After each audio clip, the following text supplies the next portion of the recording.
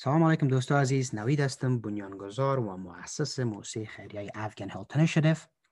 با همکاری کیر واشنگتن دوستان عزیز امروز خواستم در مورد حقوق کرایه نشینی بنابر قوانین ایالت واشنگتن و همچنین قوانین جدیدی که از طرف والی این ایالت به خاطر کووید 19 تصویب شده معلومات بدهم. دوستان ما باید به خاطر نشان بسازم که ما وکیل نیستم و از این قوانین به شکل درست و قانونیش اطلاع ندارم و صرف همین قوانین ترجمه و مستقیما خواستم به شما ارائه کنم، به خصوص کسانی که زبان انگلیسی زبان اصلیشان نیست. انشالله که این بتونه برشان کمک بکنه. اگر در مورد قوانین کرایه و کرایه نشینی کدام سوال داشته باشید لطفاً با یک وکیل مربوط به تماس شوید و یا همراه تیم حقوقی کیر واشنگتن به تماس شوید. انشالله شما را کمک میکنند.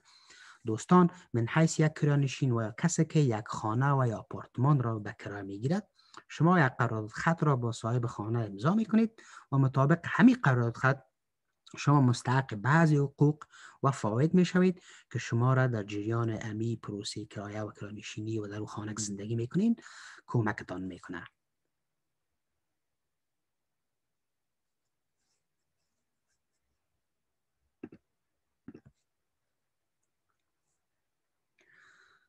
دوستا، اصطلاح کرایه و یا کرایه‌نشینی به شخص گفته می شود که در یک مکان، خانه و یا آپارتمان به شکل موقت و به یک زمان مشخص زندگی می کند و مالکیت ندارد. همین قرارداد خط بین صاحب خانه و کرایه‌نشین به اشکال مختلف و طریق‌های مختلف امضا شده.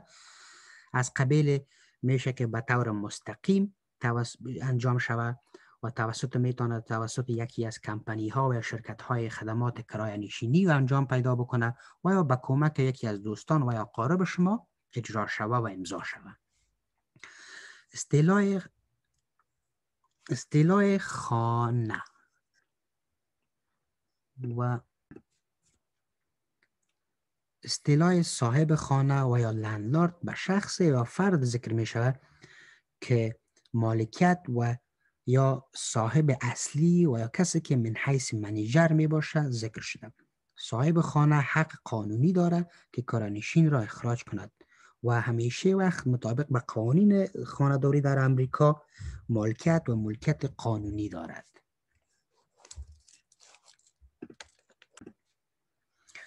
اصطلاح عمل تصرفی یا تصرف داشتن و یا مالک بودن به شخص اطلاق می شود که توانایی از این را داشته باشه که یک فرد از خانه و یا کرایه‌نشین از خانه بتونه بکشه. این عمل را باید به شکل قانونی و مطابق قوانین مربوط به کرایه‌نشینی در امریکا انجام دهد. این قوانین اکثراً به پیش از کرونا بسیار زیاد فرق داشته و تغییرات عمده به وجود آمده.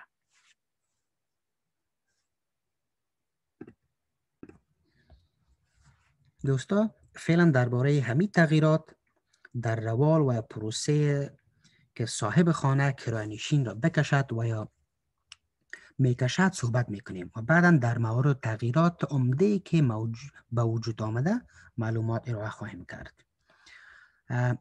در قدم اول اگر صاحب خانه شما خواسته باشد که شما را از خانه بیرون کند و از خانه بکشد، باید پیش از پیش دوستان عزیز به شما وقت بدهد و همچنان شما را در جریان بگذارد.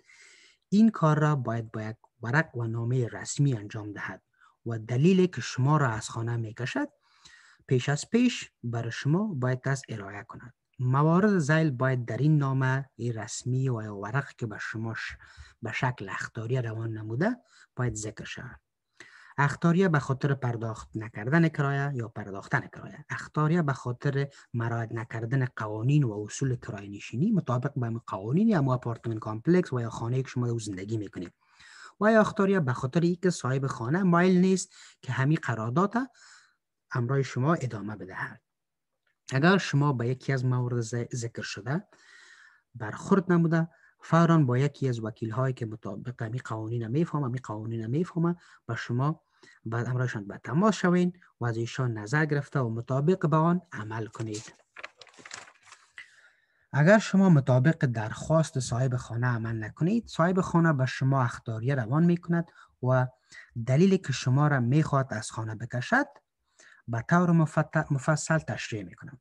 و اگر به نامه که از طرف صاحب خانه به دست آوردید جواب ندهید، صاحب خانه به محکمه مربوطه مراجعه می کند و از محکمه درخواست می کند که شما را بدون خبر از قبل یا پیش از پیش از خانه بیرون کند.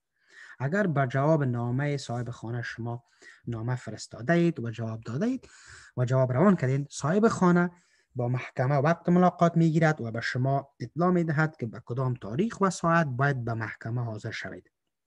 در تمام شهرهای ایالت واشنگتن به شما وکیل مدافع رایگان استخدام می شود. اگر قاضی به ضد شما و به نفع صاحب خانه فیصله کنه، پلیس و شریف مربوطه را وظیفه میده که می نظر قاضی را و حکم قاضی را به شما برساند. در این صورت شما باید خانه را تخلیه کنید. اگر به وصف ای شما را خانه را تصفیه نکنه و از خانه نبره، شما را میتونه به زور از خانه اخراج بکنه.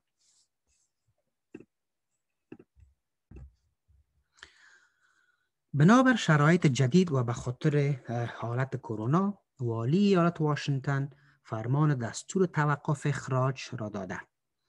این اصطلاح به نام موراتوریوم و یا دستور توقف اخراج به این معنی بوده که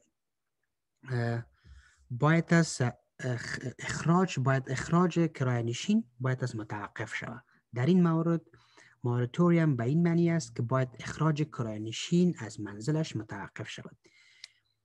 این قانون در تاریخ 18 مارچ 2020 به عمل آمده و چندین بار تمدید شده.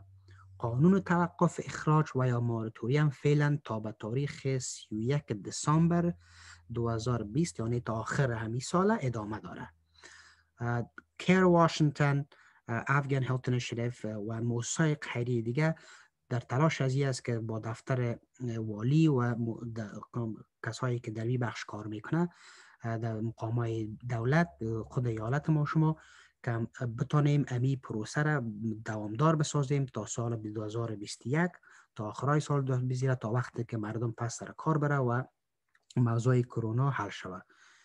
مطابق امی موراتوریوم فعلی صاحب خانه شما حق ازی را نداره که شما را اخطار اخراج را بدهد و به شما بگوید که باید از خانه بیرون شوید.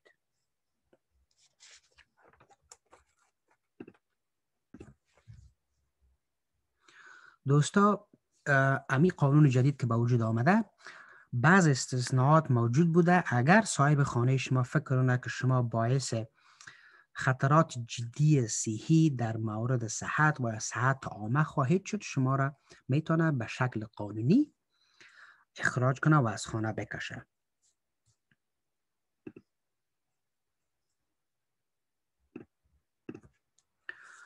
دوستا، قانون توقف اخراج و موراتوریوم به این معنا نیست که صاحب خانه شما با شما هیچ تماس نمیگیره و باید از تماس نگیره. شما باید به طور عادی و به شکل گذشته به شکل قبل با همه قوانین و اصول کرایه‌نشینی باید از برخورد بکنید و عملی نموده و از آن چیزی که در گذشته بوده باید پیروی کنید.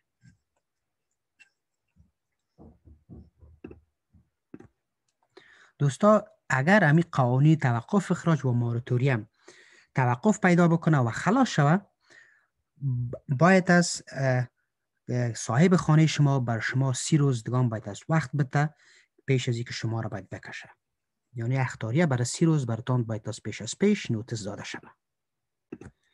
دوستا، یک موضوع بسیار مهم که باید به یاد داشته باشه این است که کرایه خانه را باید از به هر صورت که شده باید پرداخت نموده. اگر فعلا توان پرداخت نداشته باشین، در آینده باید حتما کرایه را پرداخت کنید. شما باید همراه صاحب خانه خود گپ بزنید، همراهشون صحبت کنید که یک پلان پرداخت را با هم جور کنید که بتوانید همه پول باقی مانده کرایه خانه را به شکل مدتبار در آینده باید پرداخت کنید.